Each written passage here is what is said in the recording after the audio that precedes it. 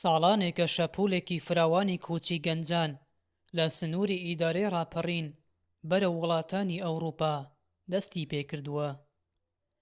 لە ئێستادا شەپۆلەکە فراوانتر بووە و بووەتە دیاردە لە نێو گەنجانی دەڤەرەکە و لە ڕێگەی قاچاغەوە خۆیان دەگەێنە وڵاتانی ئەوروپا. هاوڵاتیانی دەڤەرەکە هۆکاری ئەو کوچە بە لێشاوە دەگەڕێننەوە بۆ نەبوونی هەلیکار و ناسەقامگیری دۆخی سیاسی و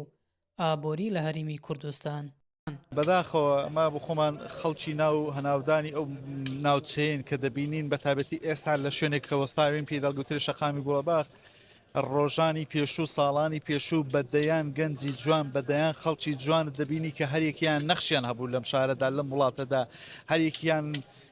سەد هێندەی من و تۆ یەکێکی دیکە دڵسۆزی نیشتیمان بوو بەڵام بەداخەوە ئیدی هەڵپڕووکان و هەرێکەی بەلایەکدا ڕۆشن هەمویان ئێستا لە خەم و ئازار و کۆژانێکی زۆریان هەیە بەدەست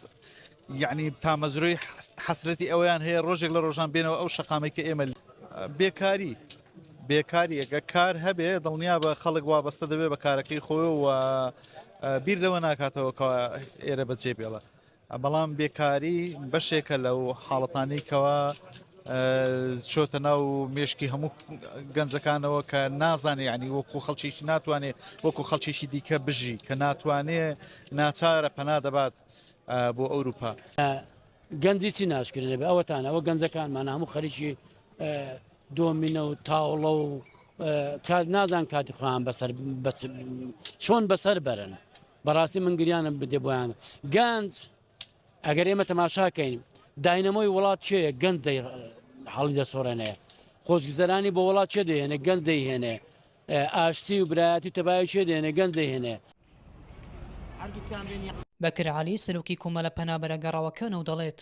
لە ماوەی 7 مانگی ڕابردوودا زیاتر لە 5,000 کەس هەرێمی کوردستانی بەرە وڵاتانی ئەوروپا جێهێشتووە و لە نێویشیدا پشکی شێر بەر دەڤەری ڕاپەڕین کەوتووە کە نزیکەی 1200 کەس سنووری ئیدارەی ڕاپەڕینیان جێهێشتووە. دیارە لەم ساڵیشدا وەکو ساڵانی ڕابردووە گەوەی ئێمە دەیبینینەوە کۆمەڵی پەنابەرە گەڕاوەکانی ئەوروپا لە سەراسەری هەرێم کۆچ بە ڕێژەیەکی بەرچاو زیادی کردووە لە هەرێمی کوردستان بەگشتووە بە تایبەت لە دەڤەری ڕاپەڕین بەپێ ئەو مارانەی کە لە بەردەستی کۆمەڵەکەماندا لە ئیمساڵدا لە حومانگی ئیمساڵدا زیاتر لە 5,000 هاوڵاتی هەرێمی کوردستان کۆچیان کردووە و لە ناو ئەم ئامارەیەدا بە نزیکی 1100 کەس خەڵکی دەڤەری ڕاپەڕینە هۆکاری بنچینەیە ئەم کۆچە بەلێشاوە یاخود ئەم ڕاکردنی گەنجان لە نیشتیمان ئەوە دەگەێنێت کە بەڕاستی بێکاریە نادادیە دەسەڵات خۆ ناکات بە خاوەنی گەنج پەراوێز کراوە گۆشەگیر کراوە هیچ منفەسێکیان بۆ گەنج نێشتەوە تا بتوانێت دڵی بە نیشتیمان خۆش بێت تا کە بژاردەی گەنج لە ئێستادا ئەوەیە ڕابکات بە ڕێگەی مەرگیشدا بێت بگات بە یەکێک لە وڵاتانی ئەوروپا. بەپێی گوتەی ئەحمەد حەسەن سەرۆکی ڕێکخراوی گەنجانی ڕاپەڕین ساڵانە زیاتر لە 10,000 کەس لە سنووری ئیدارەی ڕاپەڕین بەرە وڵاتانی ئەوروپا کوچ دەکەن. ئاماری 6 مانگی ڕابردوو بەداخەوە ئەم دوایانە بەتایبەت ئەم مانگەی دوایی لە ڕێگای لیبیاوە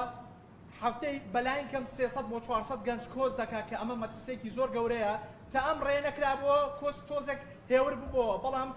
ماوەی مانگی کە بەچڕی ئەم ڕێگایە 300 بۆ 400 گەنج دەڕوە. لە ماوەی زیاتر لە 10 ساڵی ڕابردوودا نزیکەی 80 کەس کە خەڵکی ئیدارەی ڕاپەڕینن لە ڕێگای کۆچکردن بۆ هەندەران گیانیان لەدەستداوە و دەیانی تریش لەو ڕێگایدا بێسەر و شوێنن تا وەکو ئێستاش چارەنووسیان نادیارە. عەزیز عەلی، ڤارن میدیا، ڕانیە. قسەی کۆتایی ڤار دەیکات.